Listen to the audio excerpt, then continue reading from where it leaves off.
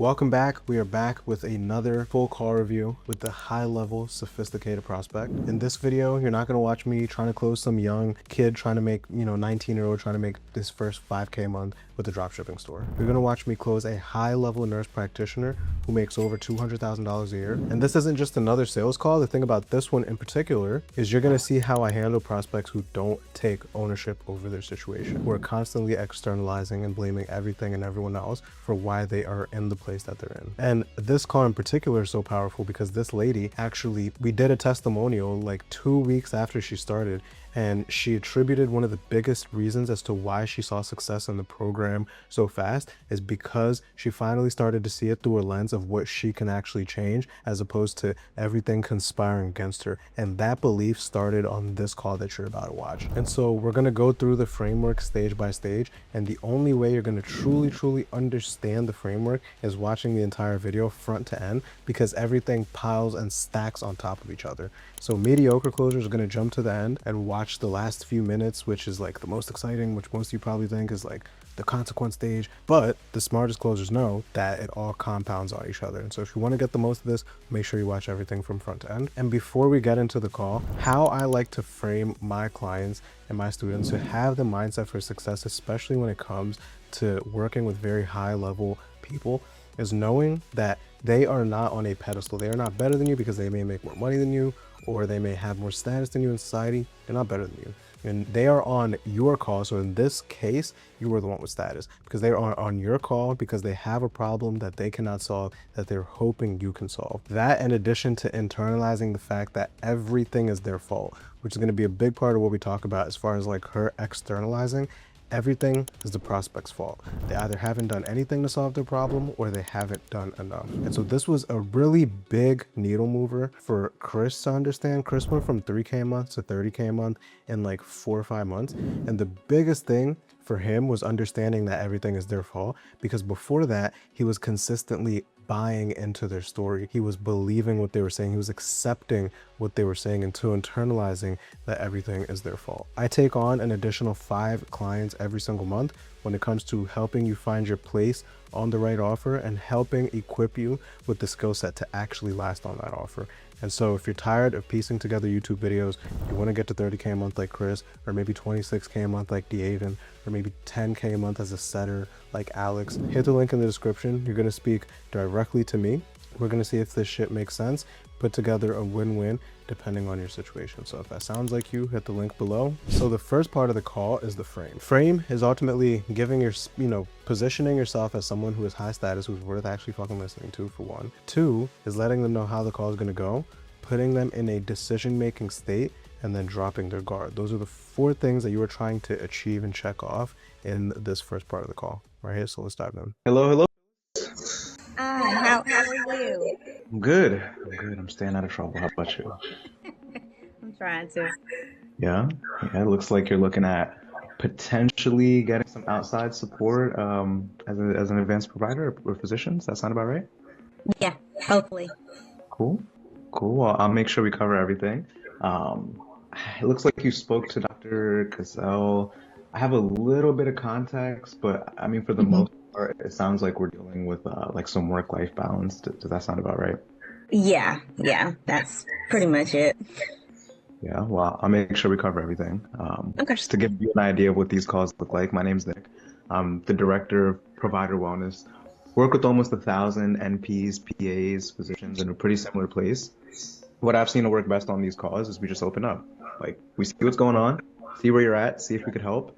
If it feels like we can, we'll talk about potential next steps. I will say, are definitely not for everyone. So if it doesn't feel like we could help you out, I'll still point you in the best direction. I won't leave you hanging. Would that work?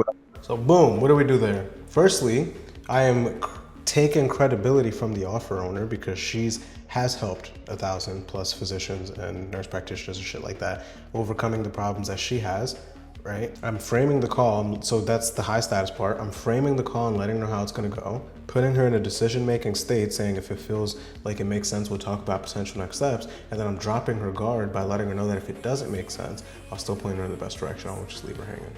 Let's keep going. Now the next part Here is going to be the problem section, right? This is where 90% of the sale is either made or lost. This is by far the most important part of the call. And when I'm listening, you know, when I'm reviewing calls from other closers, majority of the time we don't make it past this part right here because there's key information that's missed. Right? So we're gonna get you right so that's not the case for you. And so what are we looking for here? We're looking for the problem, so the logical shit, which is the literal problem itself, then the impact, so that's the emotional side, the impacts of those problems, and then the duration of those problems. Those are the three things that we're looking for. Let's keep going. Helpful? That's good. That works. Easy stuff, easy stuff, easy stuff. So let's rewind. Talk to me. In your words, like, what would you say is the ultimate challenge, obstacle? Like, what were you hoping to get some guidance on? So right now I work for an FQHC, Okay. and in the clinic that I am, we have 13 clinics altogether. And for the area that I'm in, the clinic that I'm in, we have been without an MD for about 2.5 years. And they've been saying that they're going to get help. So you're In a nutshell, what she's saying here is that her job is understaffed, right? Which is external.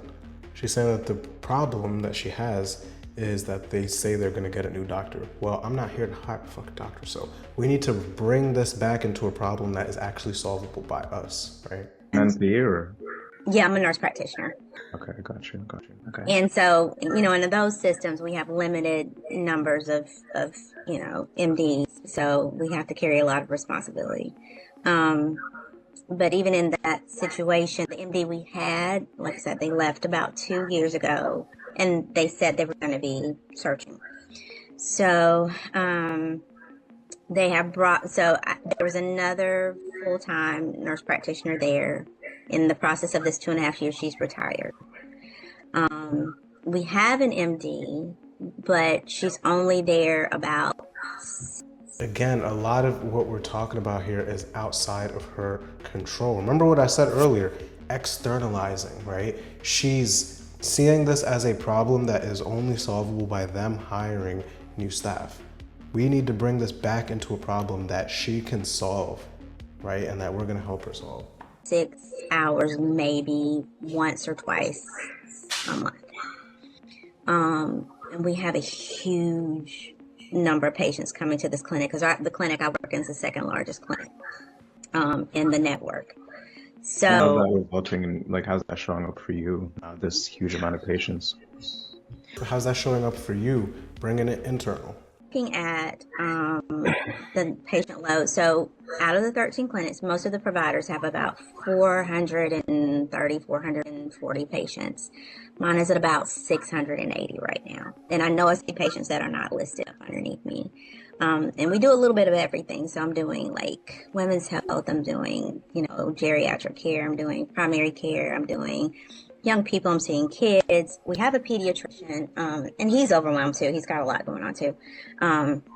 But it's just too much at this point. I have lots in my inbox. Never have enough time. I'm constantly charting outside of work. I'm charting in the afternoon, charting on the weekends. Barely have time for my family. The expectations there's a lot of expectation because because we're grant funded in some areas, we have to have a lot of markers to show that, we're doing certain things. So there's a lot of extra things that have to go into those charts. They did try to bring in a company to kind of help give our MAs a little more, I guess a little more. You said something I don't want to skip over. There's a couple things. You said charting on weekends, charting on afternoons. Like this isn't every week though, right? Maybe like once. Yes. We have to, so we're gonna get back to the externalizing shit in a second. I need a little more context though, right? And so right here, system sauce, don't let it go over your head, is I'm minimizing it so that she can maximize it. Her telling me the problem she's having, I'm gonna make it smaller. I'm gonna be like, okay, I'm sure that's not every week though. I'm sure that's not every day though. She'll be like, oh, you don't fucking understand. Yeah, it's every week.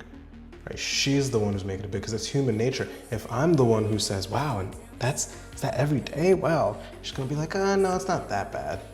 So I need to take the angle of it's not that bad. So she could be like, no, it's fucking bad. Yes, I am. Yeah, I'm about 60 to 70 hours per week. Because literally, I leave I leave about 6-ish Monday through Friday. I mean, Monday through Thursday. On Friday, I get off at 2. I take a little bit of time and I might chart 1 or 2 hours in the afternoon. Then I'm charting all day Saturday. I go to church on Sunday morning. I get out of there and I come back and I chart in the afternoon. So, and that's literally pretty much every week.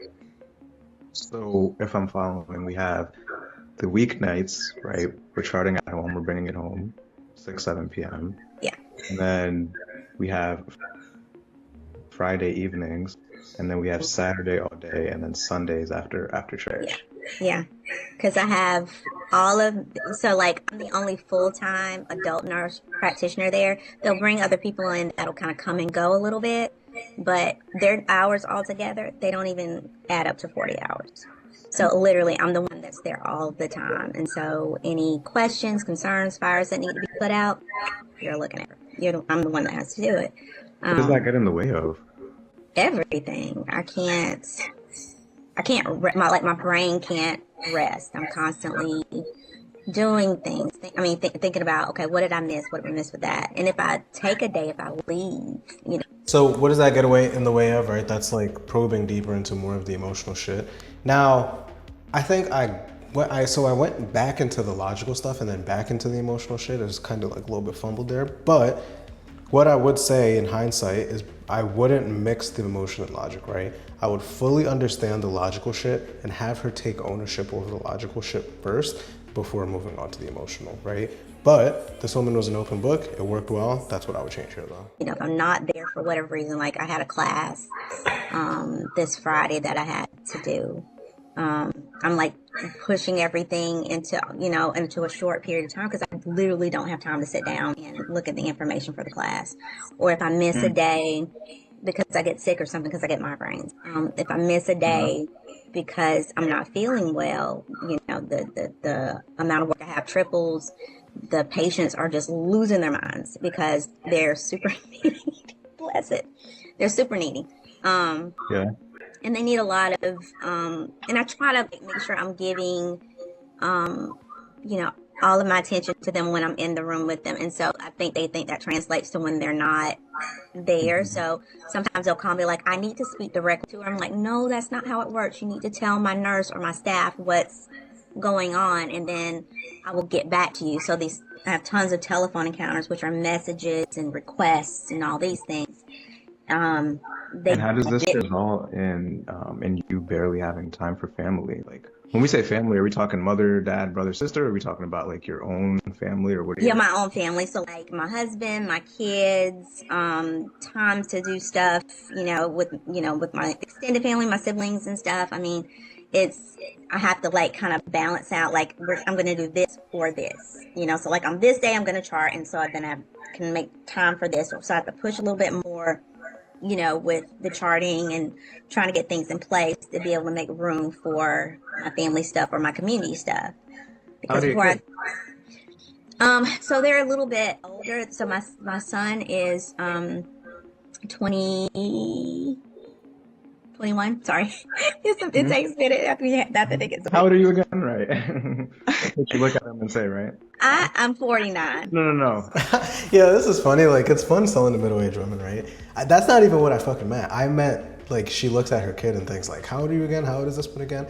And then she just straight up told me her age, right? Selling to middle-aged women is fun, but let's keep going. That's not what I meant, but thank you. That's not what I meant. I meant, like, with your kids, right? Because you were trying to think, like, how old is this one again? How old are you again? It's after a while. But yeah, they're 19, 21, and 23. Yeah.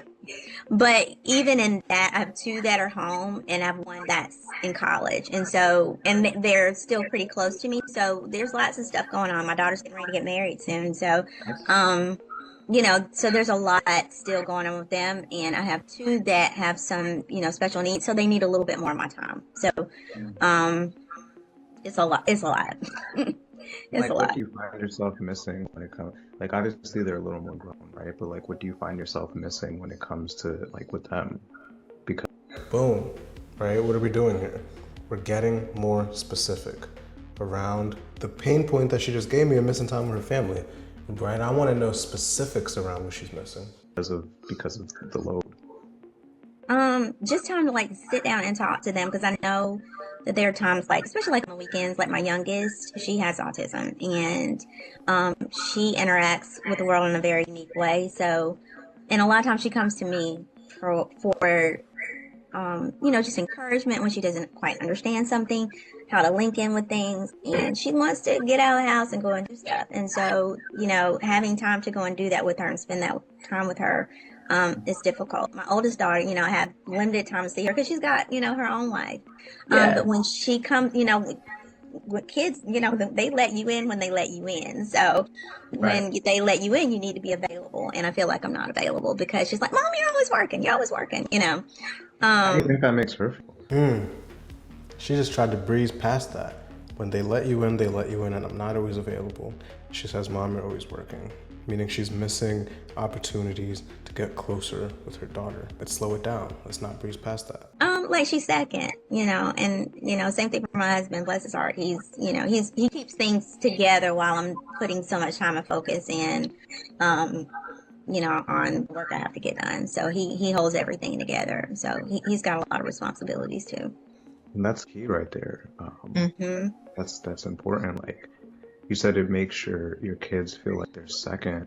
How does that make you feel like as their mom? Listen to the tone, right? I'm slowing it down. And I did this intentionally because she was speaking really fast, trying to breeze past that. And so I'm slowing my tone down, and that's going to slow her thinking down too. Because I'm asking a tough question. How does that make you feel as the mom? Frustrating because I've always put them first. Like my jobs have always come second. Like I would have worked like part-time or pushed back my time to make sure that when they were smaller, to make sure that their needs were met, even if that meant we had to go lack a little bit. But the things that they need now are more expensive. So I was like, I gotta work. Right. But I feel like I'm constantly at work. So if I can figure out a way to start to balance that out and get some of that time back, that would be super helpful. Or that would be great. Because it's a tough balance. Part of it is like, I want to provide this life for you, but the things that they remember aren't going to be maybe the wedding you put up for, the house. Yeah. Exactly. Yeah. Exactly. And you talked about your husband too. I'm big on individually unpacking every pain point that they have, right, that they give. And so I know that she has kids. I know that she has a husband. And so first we're going to unpack the kids part and how she's not able to be present there and how that makes her feel. Then we're going to get into the husband part. We're going to unpack how she isn't able to show up as the best wife. And then we're going to ask how that makes her husband feel and how that makes her feel as a wife, right? We got to be, again, this is how you build urgency though.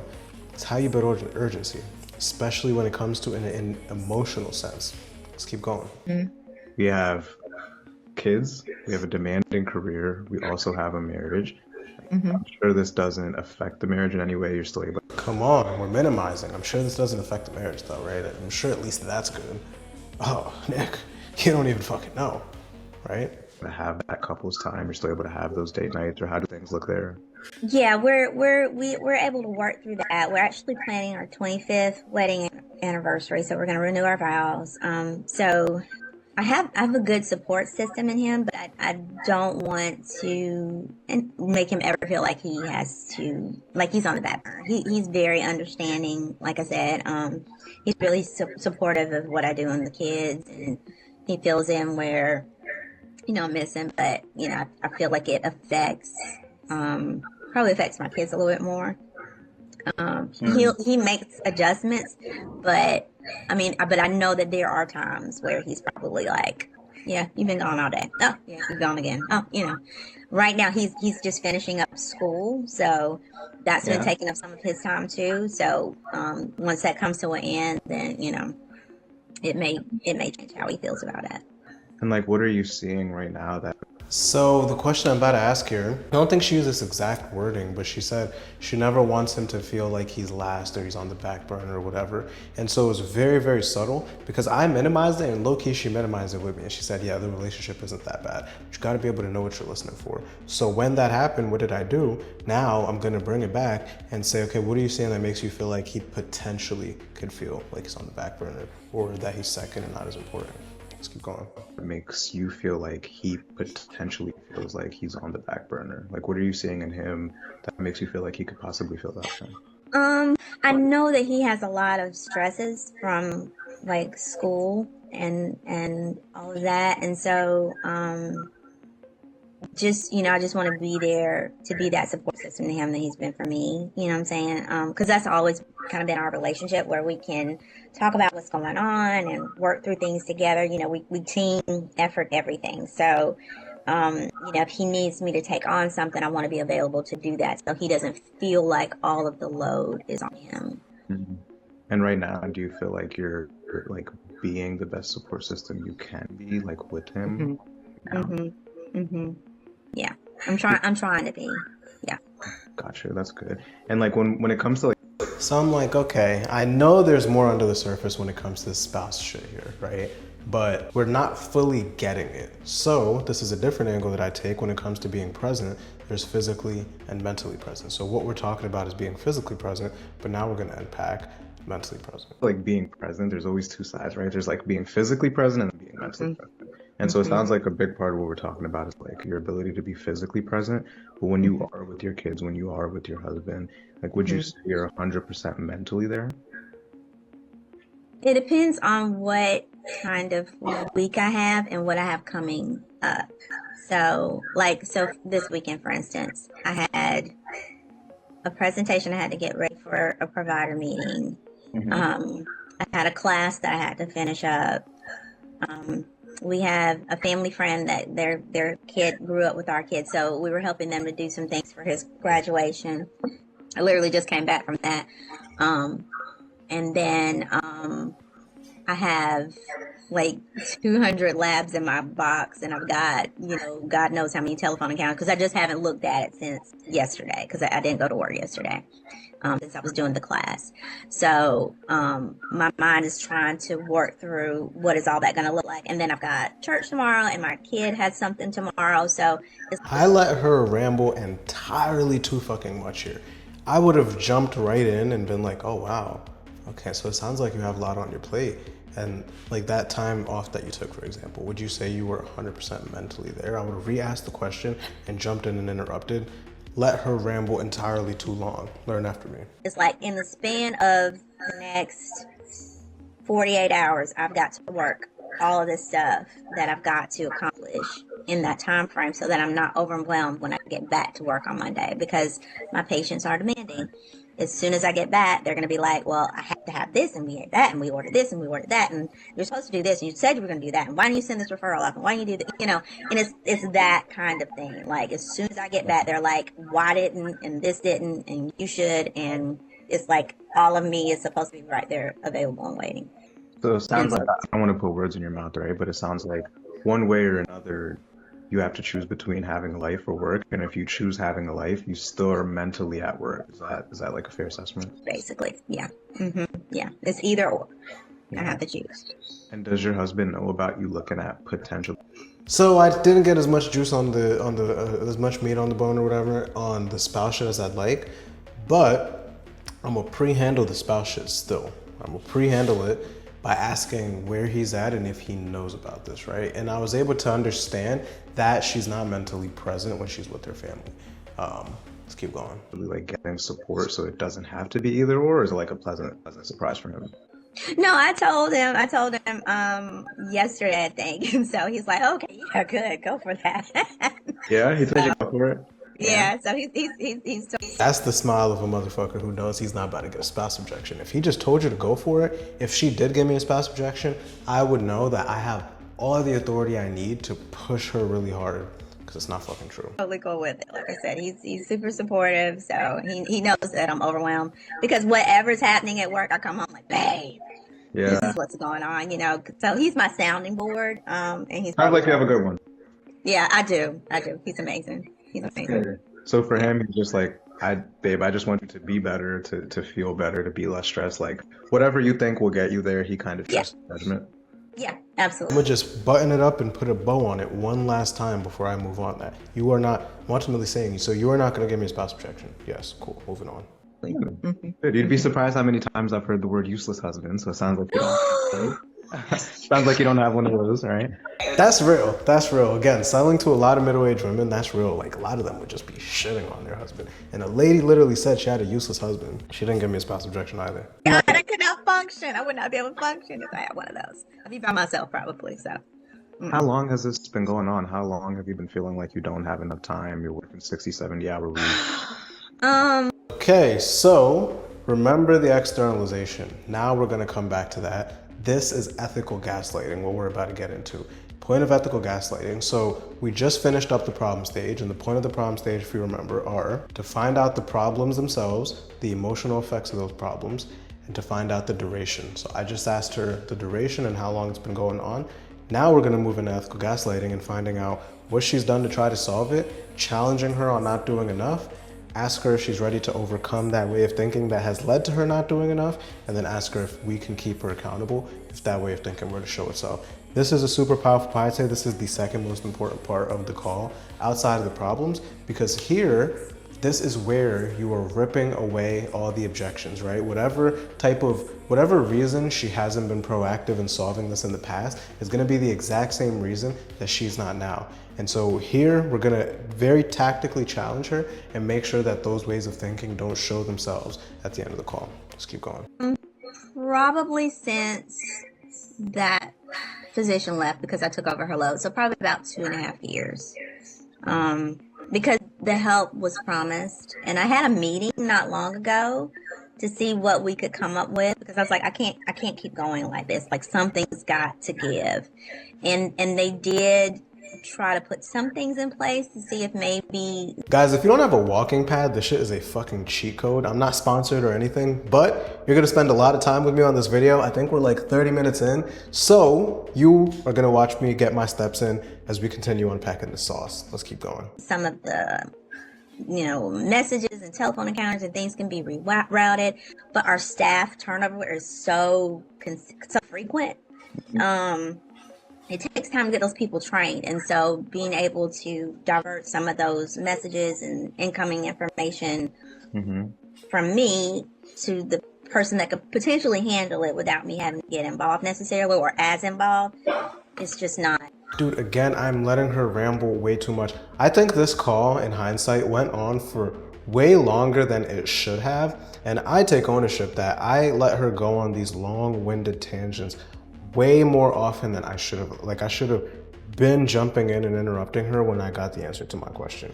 She was like answering in stories a lot. I think that in itself probably would have shaved like 20 minutes off the call. There. So we're kind of back. It was okay for a month or so, and now it's back to being overwhelming. Yeah. So 2.5 years, we're picking between family or work. We're charting on weekends and afternoons. We're working 70-hour weeks. Yeah. Time out. Yeah. Can I You ask, see how bright my hair is? That's why. can I ask you more of like a personal question? Sure. How are you, we're talking about a lot about everyone else, the patients, the job, the kids, the husband. Like, how's Phyllis? How are you actually doing? I am overwhelmed and overloaded. This is a great question to ask once you've gotten a lot of contact. Remember, don't forget the point of this part of the call is ethical gaslighting, which is challenging her. But this is a good question to ask. Honestly, this question, a lot of times, a lot of tears come from this question because we are now putting it back on them and how they're doing, and this is like some deep emotional shit here. But we're gonna get back to challenging her. This was just a really appropriate time to kind of pattern interrupt and stop the call and ask her that. Thought about whether or not I need to change jobs, change careers. I tried to get into maybe doing something like Botox or something like that and being able to maybe do a different type of medicine. I put money into a training. And then I had to apply for, because I live in Georgia. So I had to apply for Why am I letting her yap for so long? Now we're talking about a training in Georgia. Like, this is crazy that I allowed this to happen, right?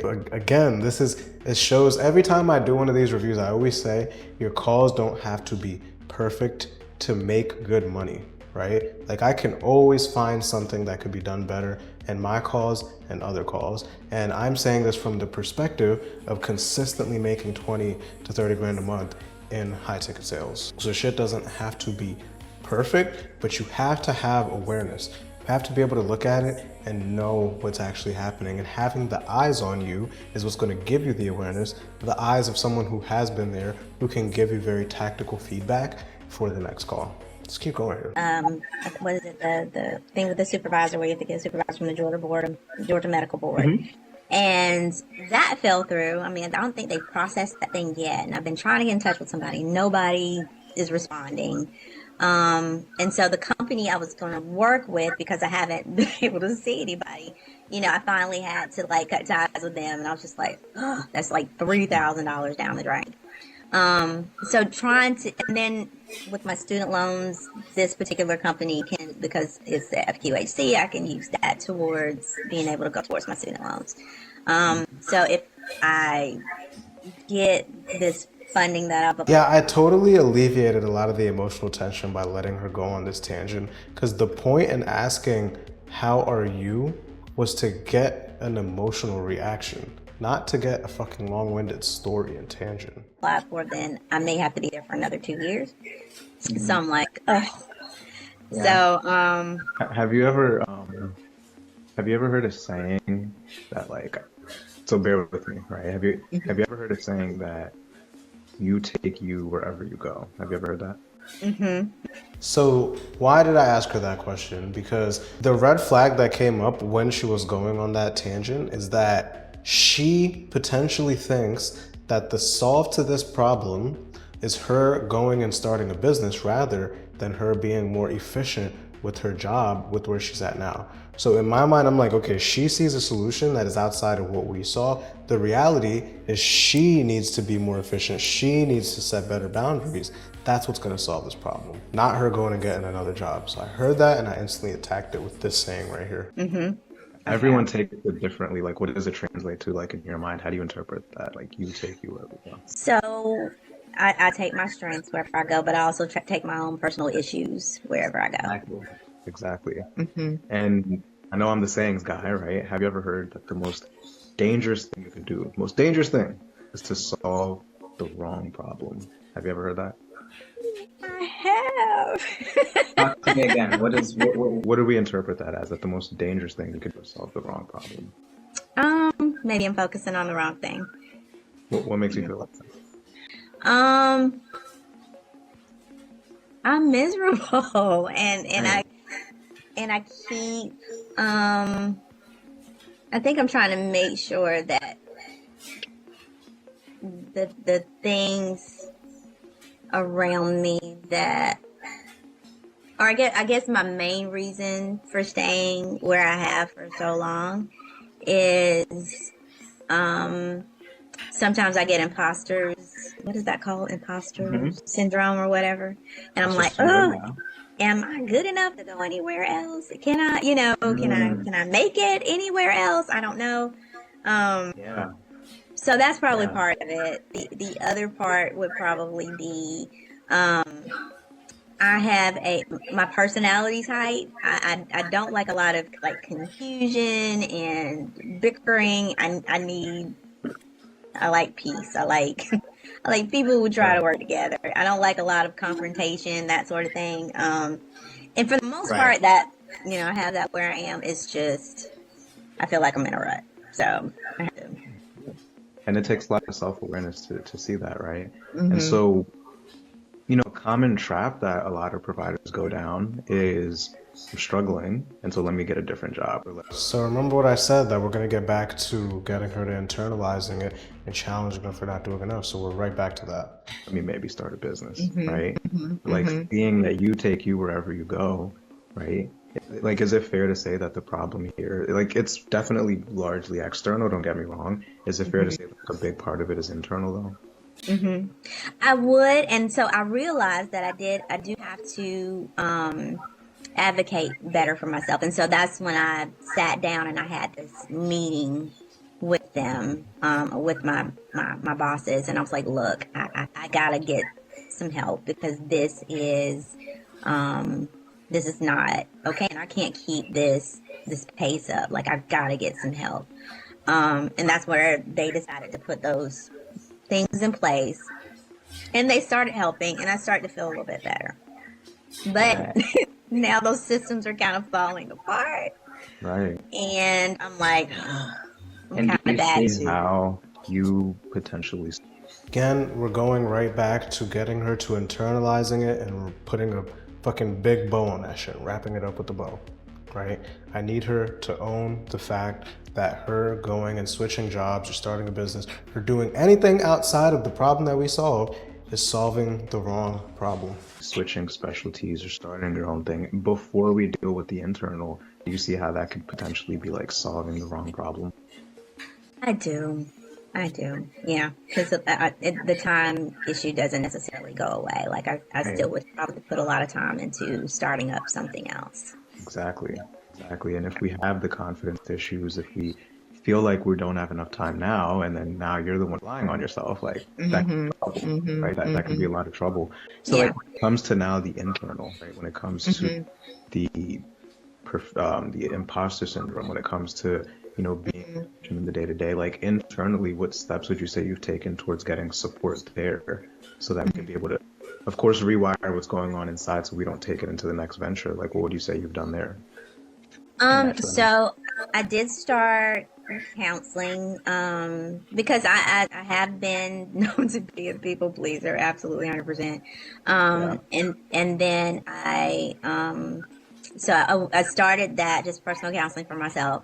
And so I did that, and that really opened up a lot of understanding about myself and what I need to do. And that kind of brought about the awareness that I've got to be a better advocate for, for myself.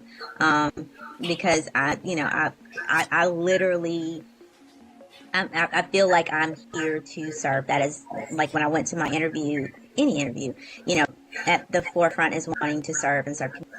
Another Um, common thing right there. Like a lot of our clients have done counseling and therapy, and they've done it for years or a year, like you said.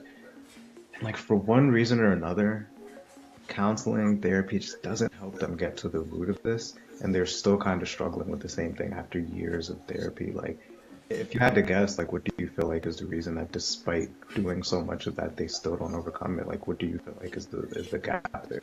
So what we just did here is I just planted a belief. I skipped a couple minutes because it's just like more rambling. Yeah, definitely do not let your prospects ramble the way I let her ramble, right? But what I'm doing here is I just planted a belief because I'm selling life coaching and she's saying she's done therapy. Therapy and life coaching are two totally different things, and I need her to see that therapy, they solve two different problems. Ultimately is the best way to put it. They solve two different problems. So I need her to tell me why therapy, it doesn't necessarily solve the problem that she is trying to solve here. And I'm doing so by planting a belief using social proof, because I said a lot of the doctors and physicians, physician assistants and NPs and shit like that, who we work with have tried therapy, but for one reason or another, it doesn't help them solve this. It doesn't help them get to the root of it. Why do you think that is? So I'm saying it as a truth so that she can tell me. All right, let's keep going. If in your mind. um, I guess, I don't know how to translate all of that over to my workspace because I feel powerless to a certain degree in certain areas. So, like, I know that I can't change things. Well, it takes time to change outward things, but I can change me. Hmm? So, um, those things I've been trying, to do, like, being more consistent, trying not to, procrastinate, trying to Yeah. be more clear about what I want, um, not being afraid to ask for what I want. Yeah. And letting them know, okay, this, and this is going on. I'm still working on follow up. Like they'll deliver a little bit, and then I'll be like, okay, I'll be satisfied, you know. But when things start to fall apart, I need to go back to them. So I do know that. But I feel like, I guess there are some other things, like I said, that come along with the imposter syndrome and some of the financial issues where I'm just like, should I try? I mean, I might get out, you know, jump out of the frying pan and jump into the fire kind of thing, you know. And so I guess it's hard. Go ahead. Go ahead. I'm sorry. So it's kind of hard to fully translate it into if they're expecting. Again, see, the thing I'll say here is something happens earlier on in the conversation and that compounds throughout the rest of the call. So there's a lot to learn here, and I think of both the good things and the bad that I did. And I think one of the biggest things that I did for you to not take away, like I've been saying the whole video, is allowing her to ramble as much as I did. Because even right here, I got the answer that I need. I could have just jumped in and probed deeper. Yeah, I allowed her to continue to speak, right?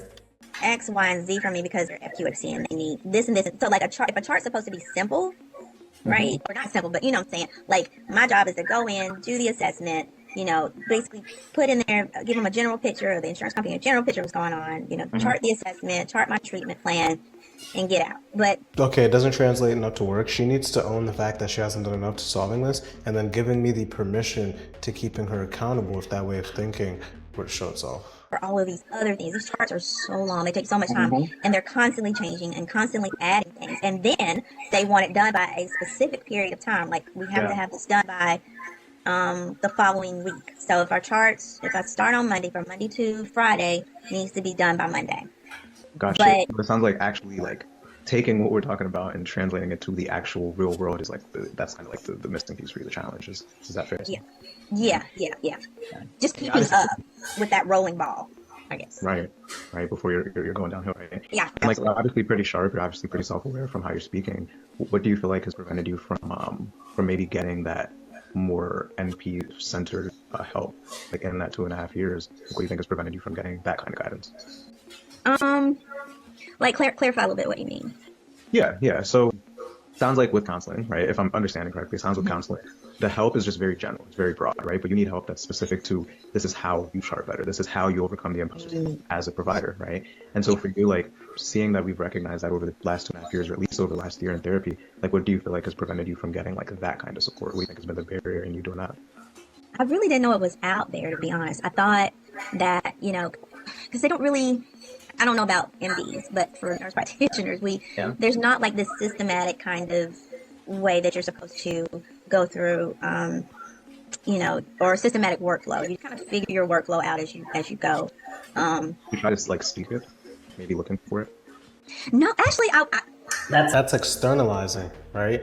What's prevented her? So we got to the core that she understands that counseling is not enough because it's not work specific. Okay, cool. What's prevented her from getting something that is more work specific? She didn't know it existed, right? Now, challenging her on not being proactive enough and actually finding that motherfucker. I wasn't looking for it. That's a weird thing because like I didn't know to look for it, and I just like happened to look in my inbox like a week ago, 2 weeks ago, and I saw this email. I was like, "What's that?" You know, and I kind of looked into it. I was like, "Oh my god, that would be phenomenal if I could, you know, participate in that." But yeah, Can I offer like a perspective? Sure. Yeah. So like before working with almost 1,000 NPs and doctors and whatnot, I used to be in fitness. I used to be a trainer. And I used to work with super overweight people. And the thing about these people, like 300, 350 pounds, you take the biggest guy, you put him on my counter. I love the challenge. The thing about that is like one of the first things I'd ask is like, what would you say you've done towards dropping the weight? Most common answer was I didn't know what diets to do, what workouts to do. I didn't know what support, what trainer to go with, right? And the reality for them, this was the first door that we had to knock down so that they can restore their confidence.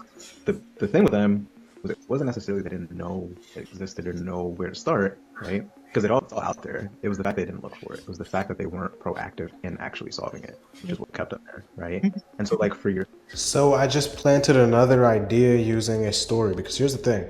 When you tell somebody a story, they put themselves as the fucking main character of that story.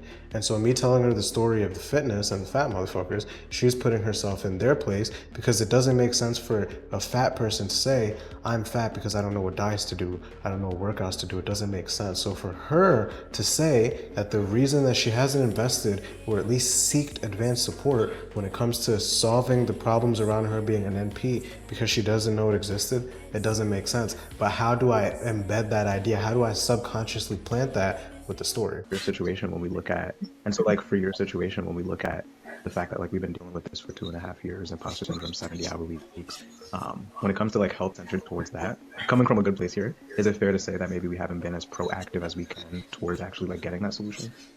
Yeah, I mean, I am a creature of habit, and I will kind of accept what's going on around me until I can't take it anymore.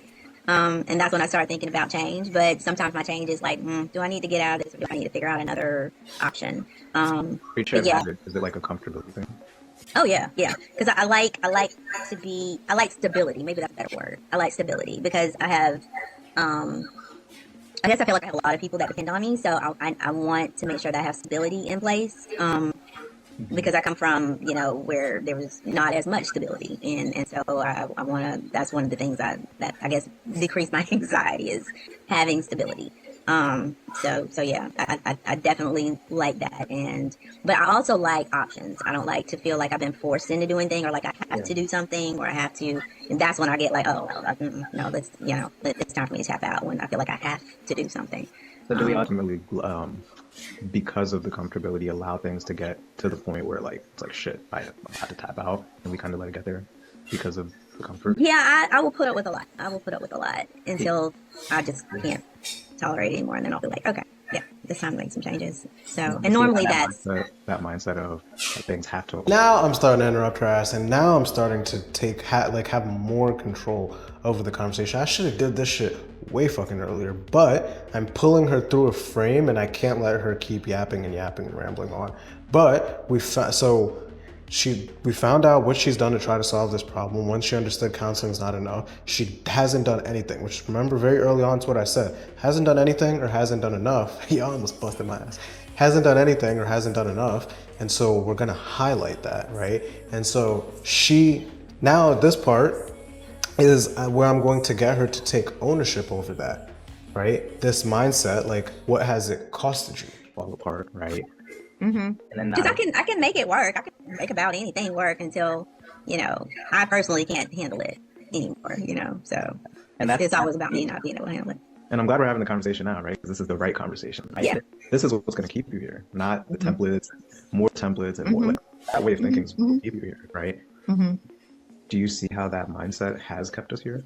Oh yeah, absolutely. And I mean, it's like that for most of my jobs. Like, I mean, most of the places I've worked, I've been there for about, at least 10 years, just unless there's some different level I'm trying to get to, and I'll look. And it takes a while to transition a lot of times because I'm trying to find the right fit. But once I do, I look at things long term. I'm like, okay, yeah, that's maybe some place where I can settle down and, and stay for a long period. But professionally, I think I've had maybe 4 jobs. This might be my...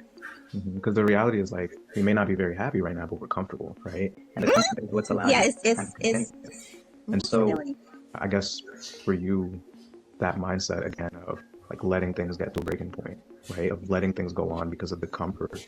Like, do you think that's serving us the best, or should we maybe start to like let go of that and maybe put ourselves into a little bit of an uncomfortable situation? Yeah, and I think that's where my... Right? This is now me getting her to let go of this way of thinking, like owning the fact that it's not serving her and letting go of that way of thinking so it doesn't show itself at the end. Because if she's used to making the comfortable, stable decision, well, what the fuck is she gonna say when I drop a 10K price point on her fucking head top at the end? She's gonna lean back into what's comfortable and making an easy, stable decision, right? We're gonna take that way of thinking away from her though. Mine was going when I was thinking about maybe starting my own because, and I still don't know if that's the right, fit for me or whatnot. But, I mean, after what you said, probably not. But I know there's a better quality of life and there's better opportunities where I would have more support. But then, like I said, sometimes that imposter syndrome will kick in and go, but you're probably not going to have to get that. You're probably not good. Yeah. So. And then you talked about stability a few times. I don't want to assume, right? But correct me if I'm wrong here. Like when you talk about stability and we talk about support, is a part of it like a little bit of like apprehension of investing into getting the support because of the stability that you crave? Um, yeah, I guess it could be. Mine is all over the place in this call because now I'm trying to pre-handle a money objection. I guess I want to make, so when I don't have stability, like my life outside of my job, if I don't have stability in that, that increases my anxiety. And because that was my life when I was younger, we did not have a lot, so we had to scratch and scrape for pretty much for everything. And now that I'm older, it wasn't easy. It was, like I said, I didn't work was second. It wasn't like the first thing. So we had to really budget and do all these things to try to make ends meet and do all that stuff. So once I got to the point where I was old enough to, be in school and all that stuff, and I got through these 3 levels of going back to school because I didn't do it all at one time. And I got to the point where there was a little more stability. I was like, okay, cool. I don't have to worry about paying my light bill or my water bill or my mortgage. Oh, that's great. That makes me feel good, And it makes sense that that's how you came up, right? That's how you grew up of seeing struggle, right? Yeah. But like sometimes our parents will subconsciously cast their beliefs onto us and then we take it as adults, right? So like, has that stability kind of held you back from investing in yourself because of the fear of maybe not having that stability if you do invest in yourself? Yes and no. So no, in the sense that I don't mind, like, kind of putting some risk forward if it means I'll be able to improve. And here's another thing to understand is sometimes calls are not going to be very linear. And sometimes there's going to be so many different things that they're bringing up that you need to be able to handle one by one that could potentially fuck the sale. And like, you need to be able to have the awareness to handle those things. So I'm laser focused on challenging her on not doing enough to solve it. Then I hear a fucking money thing. So I'm like, fuck, we need to pre-handle the money objection, which is what I'm doing right now, right? You have to, but it's because I know what I'm listening for. I know when I'm taking the conversation because I know what I'm listening for. Let's keep going. Better my options. Yeah, and like smart. education and all that. Yeah. So that, yeah. But I'm really thoughtful about, changing jobs. Like, should I do this? And is this going to make things worse? Is this going to make things better? So yeah, in that part, yeah, there are probably better opportunities, and people will tell me that sometimes. They'll be like, you could probably be doing X, Y, and Z at X, Y, and Z, and I'm sitting here like, I don't know. Yeah. And the grass is sometimes greener, sometimes, right? Sometimes, If we don't work on what's happening in here, the grass. Yeah. Right? And I know that I know my some of my limits, because I know that I'm not the fastest provider. I like to take time, and I partner with my patients, so that takes time and building rapport and all of that stuff. So as far as being able to zip through people, that's what for me to do. So the patient load I have allows me to do that. A lot of the doctors and the MPs we talked also grew up similarly, which you'd be surprised, right? Also grew up not having the best. But like, can I tell you what I've observed and the people we work with who actually have success versus don't? It's not their resources. All right, that was a good walk. Let's get back to it. Right? The happiest NPs are not the ones who have millions in the bank, who work 20 hours a week and have all the time in the world. I talk to them too, they're also miserable. The happiest are the ones who are the most resourceful to getting to those outcomes, to improving those options, right? And so maybe like a better question for you is like, are you committed to actually being resourceful so that you can be able to have better options, you can improve the efficiency, overcome imposter syndrome, ultimately be present with your family? Like, are you committed to being resourceful? Oh yeah, I mean, I can't keep going on like this, or I'm gonna totally burn out. And So what I just did there is I pre-handled the money objection because she told me she has a fear of instability. So I pre-handled the money objection by, again, using an analogy of the most successful providers that we've worked with and how they show up, which is being resourceful, right? And so now I just ripped that way of thinking away from her, because at the end she can't say, oh, that's too much money and I'm stability driven. It's like, okay, that's why we're gonna get resourceful. That's exactly what we did. We put some like crazy payment plan together to make it work for her, right? She fucking crushed it in the program. and I'm not gonna be able to, be the mom I want to be the wife I want to be the provider I want to be, like, because I'm purpose driven. Like, I want to leave a mark on my family and my community and that sort of thing. And I think there's a lot of things that I want to participate in, especially like community oriented things. So yeah, very. I mean, we did so much of that before I became an MP. We have a nonprofit, and I was, doing tons of things in that. But I haven't been able to do as much since I became one. And our brains are funny. Our brains are a funny place, right? Because like, now I'm gonna ask her if I could keep her accountable. It took a little longer to get there, but now I'm gonna ask her if that way of thinking were to show itself, can I keep her accountable? And this is how you successfully remove a particular way of thinking away from someone's mind and then hold them to a high standard. This is ultimately saying, do I have your permission to eventually handle you? In a nutshell is what I'm about to ask her here. Part of me knows that this isn't serving her, right? She knows that this isn't the best for her, like this way of thinking. But there's also the side of you that's been doing this for so long. There's a side of you that's so comfortable, even though it's not very happy. Like if that, we could call her Phyllis 1.0. Like if she were to show herself and she's comfortable and try to keep you in the same place, would we as coaches have your permission to keep you accountable and empowering you to overcome that? Yeah. I need that accountability. And we'll fight, kick, and scream like all hell to stay comfortable. It may not directly be like, Phyllis, you're being comfortable, right? It may show up in different ways of, take another night to think about it. Let me talk to this person and this person. Like it'll show itself in different ways. So for you, if it does, we have your. What am I doing here? I'm using language that is commonly used in objections, right? Can I talk to this person and this person? Can I take another night to sleep on it? Very subtly using the villainizing objection-based language. Keep you accountable. Push past it. Because what I'm doing now is not working. I'm miserable, so it's not working. So I gotta figure out something. Totally. As long as you're open to it. I'm not always this nice. So as long as you're open to the accountability. It's okay. I'm not always this nice. Therapy ain't easy. Yeah, that's not. And like, what did you see about Dr. Gazelle? I know you said you saw email, a video. Like, what did you see that gave you some hope that maybe there is? Okay, so we are out of that. Now we're gonna have a very quick solution and consequence stage here. And so we're past ethical gaslighting. So now the next part of the call is gonna be the heaven/solution stage, right? And like, what are we hoping to get out of this part? Is having her sell herself on our solution, because we already DQ'd other solutions, but that's typically a part of it. But having her sell herself on our solution and then future pacing her to actually be on La La Land and like looking at the possibility of success. What happens once this problem is actually solved? There is another side of this, like there is better. Just how she talked about being, just so burnt out, charting all the time, not having a life outside of her practice, that really resonated. And then I looked at some of the videos and I was like, oh my God, there are other people that are dealing with this, because for us it seems so normal because all of us are basically dealing with it, but we deal with it in our own ways.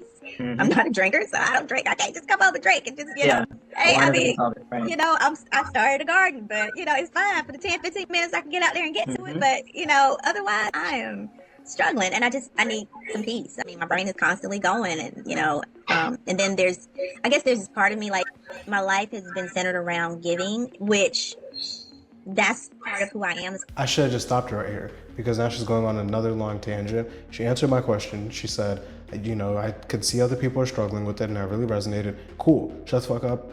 And then I should have asked the next question. Someone who gives. I did this personality thing and that's part of my makeup. It's part of the personality type that I have, which is cool. That's who I am. I give. I serve. That's me. I'm cool with that. But it's very easy for me to overdo that and to allow people to take advantage of me too. Can't pour from an empty cup, right? Absolutely. Yeah, absolutely. And so I really, and I know that that's what is happening in this case. And even to a certain extent, and I keep going back to my patients because I guess that's the easiest.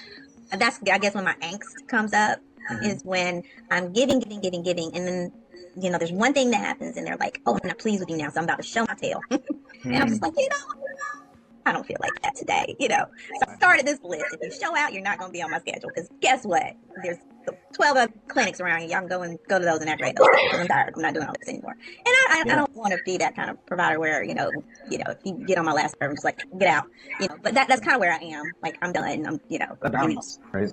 The balance of being one extreme or the other. And we're talking a lot about what we're getting away from, but not much about where we're actually going, right? Like, let's say we're 6 months out. Maybe it's November of this year. So boom, we just found out she just sold herself on us, on our solution, on what she saw about us that made her feel like she could get out of, that we could help her get out of this. Now we're gonna future pace her. We're gonna talk about the possibility of success. What do things actually look like once that's solved? How will you know you've been able to overcome this? How will you know that you are not miserable anymore? Like you're not struggling anymore? What will be the signs around you to know you've been able to push past this? If I can wake up in the morning and go, I hate my job. If I don't say that, then I'm doing pretty good. If I'm not charting on the weekend, that would be great. Those two things, those are huge. Like if I can just get back some me time, get back some time to be with my family, get back some time where I'm not thinking about the next whatever, because I feel like as providers we are like solving puzzles all day long. And then we come home and we still have to solve puzzles because I'm still trying to figure stuff out. I'm still trying to figure out the best option. And maybe I get you to a certain place and then it's like, you know, I don't feel like doing this anymore. And then we're back to square one and now I got to figure it out again. You know, it's like puzzle solving every day of my life. And I'm tired. My brain is just like, please give me a break. Yeah, you sound like you mean that. And when we talk about like who I was saying earlier, Phyllis 2.0, right? The woman Yeah. stepping into and becoming. We're going to do a quick identity frame here. Traits or characteristics does she have, that woman? I want her to be more confident, more self-assured. I want her to know her own mind. I want her to be able to advocate for herself, and I want her to have, like, to be able to separate her job from her home life and be okay with that. Like, I want to be able to leave, like, I'm talking to you on my work computer. I want to leave this computer at the office and not think about it over the weekend, not think about work, not think about what I've got to do on my day, not think about what I might miss. I don't want to think about any of that. I want to be able to go home and just, you know, yeah, present. Absolutely. And what do you feel like, and be real with me, I want to help, right? Like, what do you feel like we would need to let go of in terms of mindset right now that isn't serving us the best if we really want to leave work at work, if we really want to be more confident, self-assured? What do you think we would need to release and let go of to become her? So I've got to get more organized. And I think time management is going to be a big thing in that. So because when I get overwhelmed, sometimes it's hard to put everything in a bucket, you know. Everything kind of comes together. I'm just like, okay, I just, you know, give me a second. Because it's I'm not one of those people where they're like can multitask 12 things at one time. Like I'm kind of linear. I'm just linear. Like I said, I know my shortcomings, and I guess I want that person. I want to be more aware of my strengths so I can lean heavier on those. You know what I'm saying? Like I'm aware of my weaknesses. That's no problem. And those are huge, right? Like confidence, time management. When we think of letting go, what about that comfortability? So this is all part of pre-handling objections, or at least putting myself in the best possible position to handle it if it were to come up, right? Because when we look at the version of yourself who's overcome this problem, what traits or characteristics does she have, right? She's gonna paint the version of herself who takes action. And then what do we need to let go of? She's gonna villainize the version of herself that doesn't take action. Now, what's missing here is she didn't say anything about that comfortability, right? And letting go of that. And so I'm going to ultimately hold her hand to like spoon feed her clarity and spoon feed her answers here so that she can own the fact that she needs to let go of this mindset of being comfortable all the time. Because not only is it gonna fuck her in her career, it's also gonna fuck her family life, and it's gonna fuck the sale, dog. Come on, let's keep going. That mindset. Yeah, I got it. Yeah, I can't be comfortable. That's gonna be a hard one. It will. Yeah. That's the big one. And are you ready to let go of these things and step into it, let go of that comfortability? Yeah. Oh yeah. I'm gonna have I have to because I'm tired. I can't keep going on this way. So yeah, I have to. Because what's the alternative? What happens if another year or 2 years go by? We're waiting for. So boom, done. Now we're gonna move into consequence, right? Now that we've built her up and we've talked about the possibility of success, now we're gonna flip it on its head and ask, well, what happens if you don't change and you allow these things to continue being the way they are? And this is now the hell stage right here. And this is the final stage before the pitch. See the problem. We're solving symptoms, the wrong problem, like you said, right? Maybe we're avoiding the real thing, which decide like another 2 years. What are the consequences of that? I mean, like I said, either I will go to another job and these issues will follow me. Boom. So that right there means that I'm doing a good job at influencing her because she's pulling back things that we said from earlier in the conversation. And now you can see that it's internalized. Let's keep going. Or, I'll burn out and I don't know. I just don't know. I don't know. I'll probably burn out and have a blow up or something and no job. Who knows? Settle for that. No, I don't want to settle for that. You see how I'm not laughing? Like she's laughing. I really should have called the laughing out for her. Like, what the fuck is funny? We're talking about you blowing up, we're talking about you burning out. Why are we laughing about that? So my demeanor is very serious. I'm like, are you willing to settle for that? No. Don't take this is coming from a good place, don't take it the wrong way, right? Like, why not? Right? The reason I say why not is because like we have settled for that. right? For years, we've seen this and we've allowed comfortability to stop us from change, right? Like we've settled for this for some time. What's actually different this time internally that we're ready to take responsibility? Don't just take the first answer when they say that they're not willing to settle for that. Push even harder. Why not? You have settled for that. You have allowed this to happen. What's different this time around? Be over this and not continue settling. Like what's different now that we're not? So now I know that not being comfortable and advocating for myself has been a huge hindrance. So like going to them and saying, hey, I'm having some issues and I need you guys to do something, or I'm gone. That took a lot. So I know that discomfort is the direction I need to go in. Right. If I'm going to kind of resolve all this. And I know that that's the journey I'm on, which is probably part of the reason why I kind of clicked on that button and said, okay, I gotta do something. So I'm open to discomfort. I know it's not gonna be easy because I like chill, but yeah, but I know that is definitely something I've got to do. And you talked about church, right? We talked about going to church and that being important. Like, absolutely. I take it you're a woman of God, because when we say church, Yes. it means different things sometimes.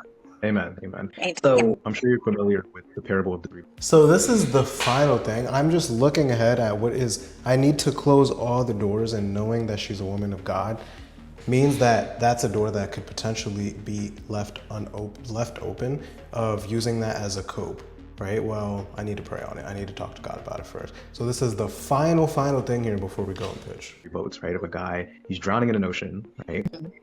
He's like, God, save me from this ocean. Yeah. A plane goes by, and he's like, and then they drop a ladder. He's like, no, God's gonna save me. Keep going. Like, God, please save me from this ocean. A boat goes by, and he's like, no, God's got me. God's gonna save me. Another boat goes by, and then eventually, he drowns, goes to heaven. He's mad. He's angry at God. The reason he's angry is because he's like, I've been drowning, and I'm asking you to help me, and you didn't, and I died. And he's like, I didn't try to help you. I sent you 3 boats and a plane. Right? Yeah. So I say that to say for you, like, if God were, because he sends it in different ways, but if he were to send the planes or the boats, like, are you in a place where you're ready to actually hop on there and take that hand if he were to give it to you? Because that's key. Yeah, I think at this point in my life, now if you had asked me that 2-3 years ago, I'd probably been like, but yeah, I think that after, the counseling that I've had, and understanding that, like I said, discomfort is required. Like, I've got to become more, what's the word? Assertive. I've got to become more assertive. And I know that. So yeah, to be able, and I can't, nobody can do this for me but me. So I have to do that. Yeah. And you're smart for that, right? It's not system or your husband or like it all has to be you, right? Well, let's not let it get there. Let's not let you get to the point where you're Boom. And then the final thing is, I said, it's not the system, it's not your husband. I'm buttoning up one last time not to give me a fucking spouse objection, right? And you can see all the subtle drops that we put throughout the call. This call took a little longer than they typically do, but dog, I made a band at the end of it, so like whatever if it took a little longer, right? Through this call, you can see what it takes to help someone who is heavily externalizing and helping them take ownership and responsibility over their problem. If the problem is outside of their control, then the solution is also going to be outside of their control. And the thing here, to be able to see this with your prospects, like I said earlier, is seeing it within yourself. So if you're in a place right now where you're saying, oh, the reason I'm not making the amount of money that I want to make is because the leads, is because the offer, is because my sales manager, is because of everything outside of you, you are ultimately talking yourself out of getting support. Oh, I don't have the money. Oh, I don't have time to do it because I'm so stacked with calls. Whatever it is, it's going to be really hard to hear this from your prospects. It's going to be hard to hear when they are externalizing, because it's going to sound very familiar. It's going to sound like you. And internally, you're going to be like, fuck, that actually makes sense because it's the excuse that I give myself. So if you are tired of watching videos like this and trying to piece all this shit together, at the end of the day, guys, it's a fucking YouTube video, right?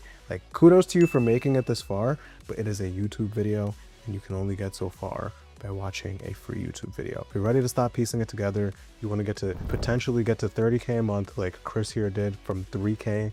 You want to get to 26K a month like D'Aven. You want to get to 10K a month like Anthony, or 10K a month like Alex here as a setter. Hit the link in the description. I take on 5 additional new clients every month because I give you a lot of my time. I work very closely one-on-one with every single person I work with. So if you're ready for that, hit the link below. You're going to speak directly to me. If you made it this far, comment the word trackpad down below and I'll know that you're a real one. But as always, make sure you like, comment, subscribe. Thank you for watching, and I will see you in the next one. Peace.